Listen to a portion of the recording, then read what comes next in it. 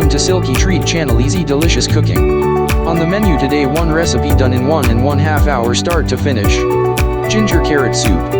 Ingredients: 4 big size carrots, 4 centimeters of fresh grated ginger, 3 dried bay leaves, butter, salt, pepper, bottled spring water. Preparation: peel and slice the carrots in circles, peel fresh ginger with the help of a spoon, grate it. Insert in a big pot, add butter, salt, pepper, 3 bay leaves and cover with bottled spring water.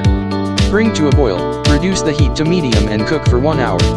Once the carrots soften, remove from the pot and insert in a blender with most of the soup. Do not forget to discard the bay leaves before blending. Blend well and move the soup to the pot and cook again for 15 minutes. Stir well, move the soup to a soup plate, add a little fresh whipping cream and fresh parsley. All ready to serve and eat. Enjoy these meals. Thank you for watching. Subscribe, share, like and comment if you wish.